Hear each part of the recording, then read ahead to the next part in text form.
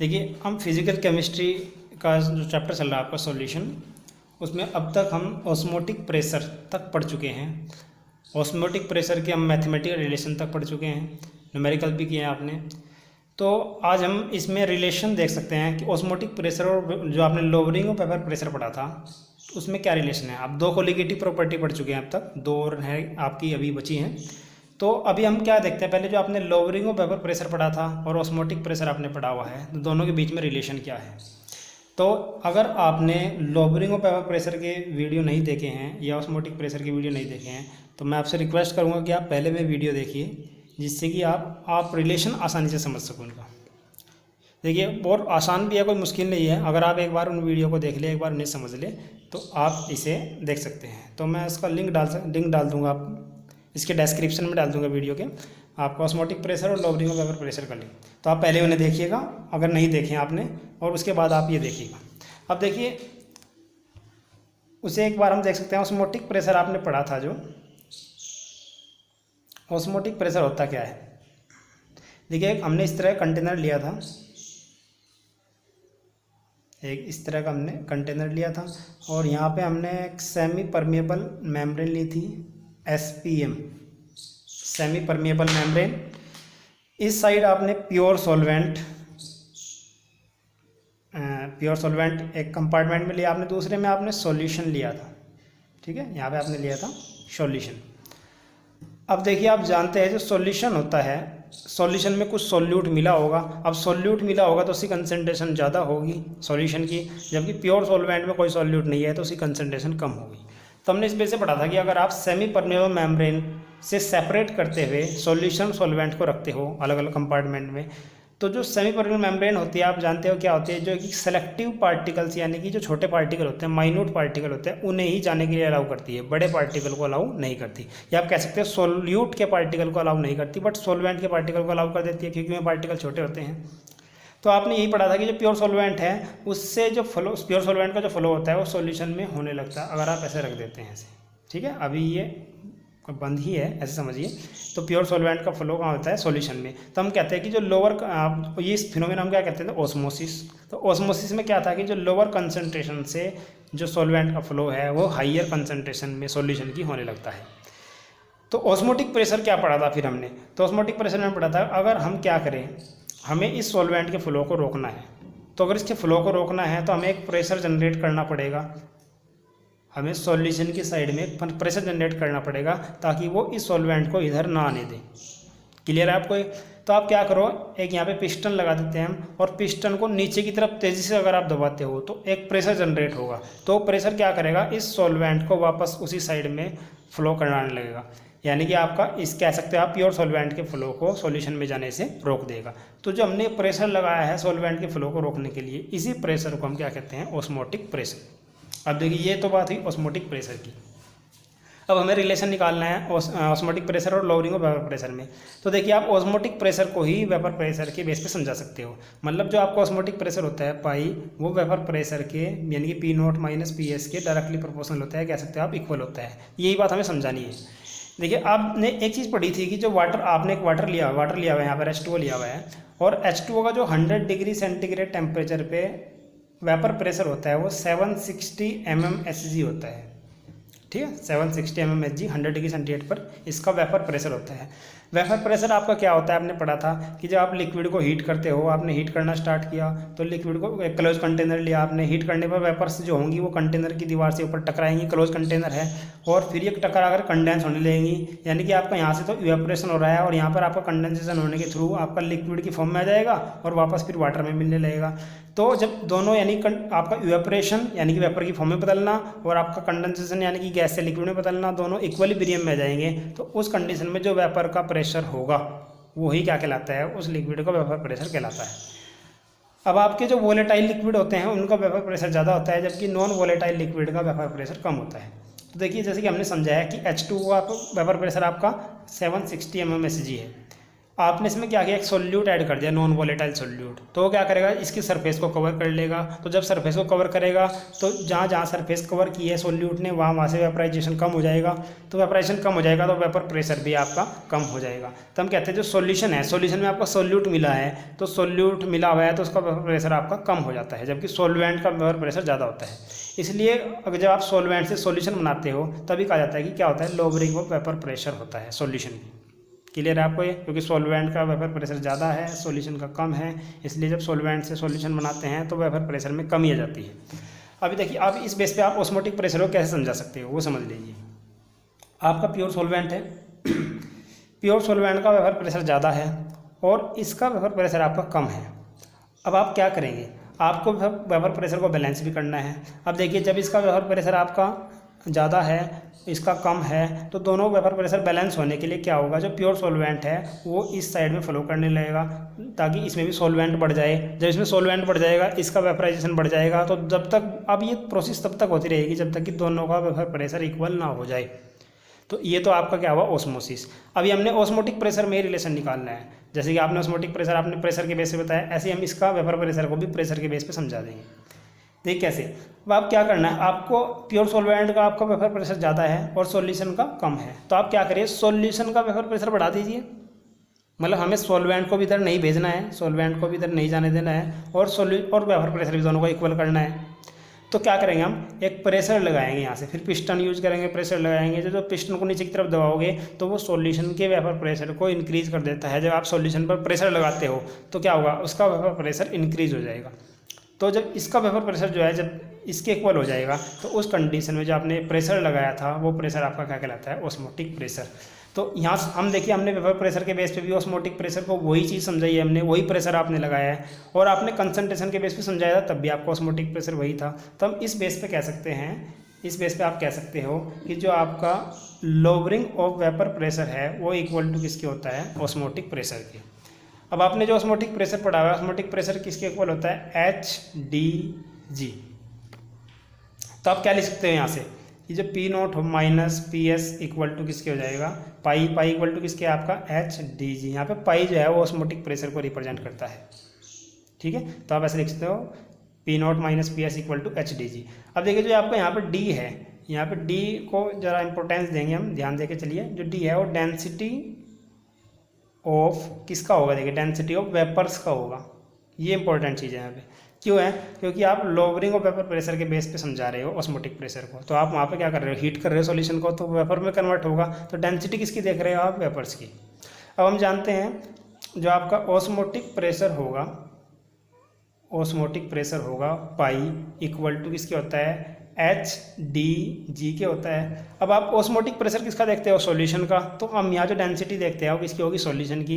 तो आप D की जगह आप एक अलग टर्म यूज कर लीजिए, वरना दोनों में कन्फ्यूजन हो सकता है। तो D की जगह हम क्या यूज कर लेंगे यहाँ पे, रो, यानी कि रो को हमने डेंसिटी मान लिया यहाँ पर। तो ये जो आपकी डेंसिटी होगी वो किसकी होगी, डेंसिटी ऑफ सॉल्यूशन।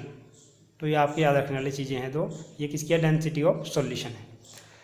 अब आप क्या कीजिए, आपने ये इक्वेशन, ये आपकी इक्वेशन फर्स्ट हो गई, ठीक है, ये तो आपकी इक्वेशन फर्स्ट हो गई और ये आपकी इक्वेशन सेकंड हो गई। तो दोनों को डिवाइड कर दीजिए।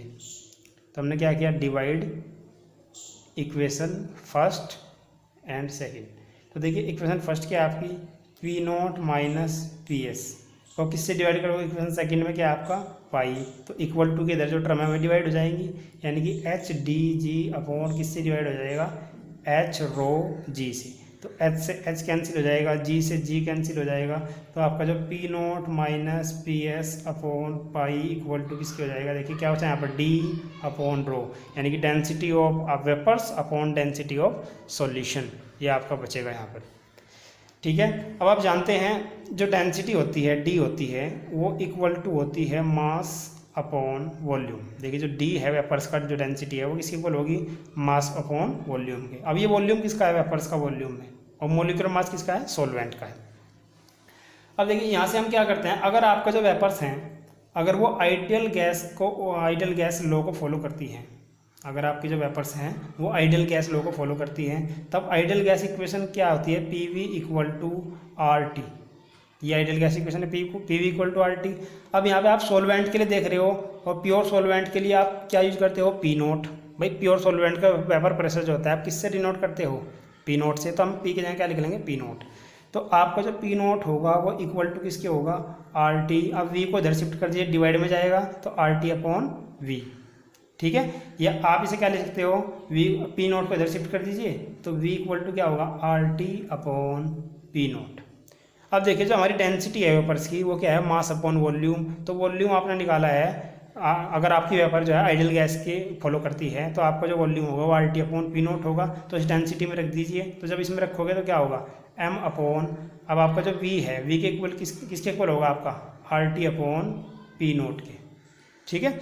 तो इसे कैसे लिख सकते हो, देखो आर ये कहाँ चला जाएगा, एम नोट के एम के साथ सॉरी, तो एम पी नोट अपॉन किसकी हो जाएगा, आर टी के। तो ये आपकी डेंसिटी आ गई कि डेंसिटी इक्वल टू किसके, आपकी M P naught upon are T के, ठीक है। अब देखिए ये आपने अभी निकाला है कि डी इक्वल टू किसके होता है, M P naught upon are T. अभी देखिए जो हमारी इक्वेशन थी, इक्वेशन थर्ड जो हमारी थी वो क्या थी, अब जो हमने इक्वेशन फर्स्ट और सेकंड को डिवाइड करके निकाली थी वो है P naught minus P S upon pi equal to d upon rho. तो जो डी आपने निकाला है डेंसिटी ऑफ वेपर्स की, तो आप डेंसिटी ऑफ वेपर्स में इसकी वैल्यू रख दो। तो क्या होगा, देखिए यहाँ पर जो P naught minus P S upon pi equal to किसका हो जाएगा, डेंसिटी की वैल्यू रख दीजिए। तो ये क्या होगा, M P naught upon R, R T नीचे आ जाएगा और आर टी के साथ नीचे क्या आपका रो, ठीक है। अब देखिए आपने वैल्यू को सब्स्टिट्यूट कर दिया, डी की वैल्यू को आपने यहाँ पे रख दिया। अब इसके बाद क्या होता है, जो आपका पाई है, पाई है आपका ऑस्मोटिक प्रेशर और पी नोट क्या है आपका और vapour pressure of pure solvent. तो इसे अगर आप इक्वल टू के इधर लाते हो तो आपको पता है कि डिवाइड में जाएगा, और इसे उधर ले जाते हो तो कहाँ जाएगा आपका मल्टीप्लाई में, क्योंकि पहले से डिवाइड में है। तो क्या होगा, P naught minus P S upon, P note को इधर शिफ्ट कर दिया आपने तो डिवाइड में आ जाएगा, और इसे उधर शिफ्ट करोगे तो आपका मल्टीप्लाई में, यानी कि m pi upon are t रो।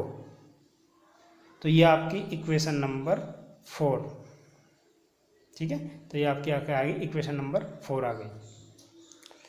ये इक्वेशन नंबर क्या है, ये तो आप कुछ भी रख सकते हो, आपको बस याद रहना चाहिए कि आप कहाँ से क्या उठा रहे हो। तो देखिए अब आप यहाँ से क्या लग रहा है, आप जानते हो कि P naught minus P S क्या होता है, लोअरिंग ऑफ वेपर प्रेशर, और पाई आपका क्या है, ऑस्मोटिक प्रेशर। तो आप देख रहे हो कि दोनों टर्म एक दूसरे के इक्वल हैं, यानी कि पी नोट आप कह सकते हो p naught minus P s directly proportional to pi, या आप कह सकते हो p naught minus P S upon P naught directly proportional to किसके है, पाई के। यानी कि जो ऑस्मोटिक प्रेशर है आपका वो अगर ज़्यादा होगा तो आपकी लोअरिंग ऑफ वेपर प्रेशर भी ज़्यादा होगी। अब जो ये पूरी टर्म है P naught minus P S upon P naught, ये कहते हैं relative lowering of vapour pressure. तो ये भी directly proportional to osmotic pressure होती है, यानी कि अगर ये ज़्यादा होगा तो ये भी ज़्यादा होगा। तो आपने यहाँ से क्लियर किया है कि जो ऑस्मोटिक प्रेशर होता है वो डायरेक्टली प्रोपोर्शनल होता है लोअरिंग ऑफ वेपर प्रेशर या फिर relative lowering of vapour pressure के। क्लियर है आपको? अब देखिए जो आपने इक्वेशन निकाली है इसे हम राउल्ट लॉ इक्वेशन कहते हैं, इसे हम कहते हैं राउल्ट्स लॉ इक्वेशन। अब आपको क्या करना है, राउल्ट लॉ इक्वेशन को मॉडिफाई करना है। इसे मॉडिफाई किस लिए करना है, अगर आपका सॉल्यूशन डाइल्यूट होता है तो फिर ये आप क्या यूज करोगे, इक्वेशन क्या होगी। तो हम क्या कहते हैं, देखिए ये कैसे हम मॉडिफाई कर सकते हैं ऐसे। तो हम जानते हैं कि from van't Hoff theory of dilute solution. देखिए जब आपकी आइडियल गैस थ्योरी है P V equal to n R T, ऐसे डाइल्यूट सॉल्यूशन के लिए, वो तो गैस के लिए थी, सॉल्यूशन के लिए भी क्या थ्योरी दी गई थी, किसके द्वारा दी गई थी, वान टॉप के द्वारा, कि पी वी इक्वल टू किसके होता है, n one R T, P V equal to n one. अब देखिए एन वन क्यों लिखा मैंने, एन वन जो है यहाँ पर वो मोल्स होंगे, और मोल्स किसके हैं, एन वन मोल्स ऑफ होंगे सोल्यूट। ये माने एन वन क्या माने हमने, मोल्स ऑफ सोल्यूट। तो आप v को अगर इधर शिफ्ट कर देते हो तो p इक्वल टू क्या होगा, n1 upon we R T. ठीक है। अब देखिए आपको जी ये राउल्ट लॉ इक्वेशन है, इसे मॉडिफाई करना है। तो आपको यहाँ से रो क्या है, आपकी डेंसिटी ऑफ सॉल्यूशन है। तो हम जानते हैं जो डेंसिटी होती है, ठीक है, वी नो डेंसिटी जो होती है वो किसके इक्वल होती है, मास अपॉन वॉल्यूम के। अब जो ये मास है किसका, देखिए ये तो मास किसका था आपका, सॉल्यूट का, तो ये मास किसका होगा आपका, जो डेंसिटी है सॉल्वेंट का होगा। तो हम क्या करेंगे, सॉल्वेंट के मोल्स भी होंगे, तो सॉल्वेंट के मोल्स को क्या होंगे, सॉल्वेंट के मोल्स को क्या मानोगे आप, N2, तो उससे डिवाइड कर दोगे इसके मास को, यानी कि क्या होगा, rho equal to mN2 upon V। तो जो रो की वैल्यू है आप उठा करके उस इक्वेशन में रख सकते हो। अब सब्स्टिट्यूट कर दीजिए इक्वेशन को, वो आपकी इक्वेशन नंबर क्या थी 4, तो उसमें सब्स्टिट्यूट कर दीजिए, ठीक है, रो की वैल्यू को। तो क्या होगा आपका, जो सब्स्टिट्यूट करोगे P naught minus P S, देखिए वहाँ से लिख रहे हैं हम ऊपर से, P naught minus P S upon P naught equal to M. अब देखिए आप क्या करिए इसमें, सॉरी आप एक काम करिए पहले इसमें, आपका जो यहाँ पर पी है, ठीक है, P V equal to nRT, जो पी है वो प्रेशर है, ऑस्मोटिक प्रेशर है, वन टॉप सॉल्यूशन के लिए द्वारा दिया गया है। अब जो हमने ऑस्मोटिक प्रेशर ऐसे हमने पाई लिखा है यहाँ पर, तो आप यहाँ पर पी को क्या लिखो, पाई लिखो, ऐसे यहाँ पर पी को क्या लिखोगे आप, पाई, ठीक है। अब आप इसमें क्या करिए कि जो आपका रो इक्वल टू क्या है, mN2 अपॉन वी है, तो v इक्वल टू क्या आ जाएगा, v को इधर शिफ्ट कर दीजिए, तो v इक्वल टू क्या आ जाएगा आपका mN2 अपॉन रो। तो आप जो v की वैल्यू है ये आप इस इक्वेशन में रख दीजिए, ठीक है, इसे इक्वेशन नंबर 5 मान के इस इक्वेशन में रख दीजिए। तो इक्वेशन नंबर जब 5 में रखेंगे हम, तो क्या होगा, पाई इक्वल टू N1 अपॉन, अब देखिए v की इक्वल टू क्या है, mN2 अपॉन रो, तो ये जब आप लिखोगे mN2 अपॉन रो कहाँ चला जाएगा, ऊपर की तरफ चला जाएगा, और इनटू क्या है RT, ठीक है, इनटू RT। तो ये आपने रखा pi equal to N1 rho into RT upon mN2, ये आपका आ जाएगा यहाँ से। अब देखिए आपकी जो राउंड लो इक्वेशन थी वो क्या थी, वो थी P naught minus P S upon P naught equal to M pi upon RT rho. तो आपने पाई को यहाँ से कैलकुलेट किया है, पाई इक्वल टू ये है, तो पाई को आप पाई की वैल्यू रख सकते हैं, वहाँ पर सब्स्टिट्यूट कर दीजिए। तो क्या होगा, P naught minus P S upon P naught equal to M upon RT rho into, अब पाई की वैल्यू क्या है, देखिए ये पूरी वैल्यू रख दीजिए इधर, ठीक है। तो पूरी वैल्यू जब आप रखेंगे तो क्या जाएगा, N1 रो RT अपॉन mN2। अब देखिए यहाँ से जो m है, m से m कैंसिल हो जाएगा, RT रो पूरा कैंसिल हो जाएगा, तो क्या बचेगा आपका N1 अपॉन N2, यानी कि जो P naught minus P S upon P naught equal to किसके हो जाएगा, N1 अपॉन N2। तो ये आपने जो राउट लो इक्वेशन है उसे मॉडिफाई किया है। तो ये आप number of moles of solute upon number of moles of solvent, इससे आप relative lowering of vapour pressure निकाल सकते हो। ये कंडीशन तब होगी जब आपका जो N1 होगा वो बहुत कम होगा N2 से, N1 is very less than N2। तो ये डाइल्यूट सॉल्यूशन के लिए कंडीशन है। तो इस तरह से आप राउट लो में मॉडिफिकेशन कर सकते हो। राउट लो आपने निकाल लिया है तो आप इसे कैलकुलेट कर सकते हो, इसके बेस पे न्यूमेरिकल देख सकते हो, ठीक है। और इससे नेक्स्ट आपका जो टॉपिक है वो है एलिवेशन ऑफ बॉइलिंग पॉइंट। तो एलिवेशन ऑफ बॉइलिंग पॉइंट पढ़ते हैं नेक्स्ट वीडियो में। Thank you.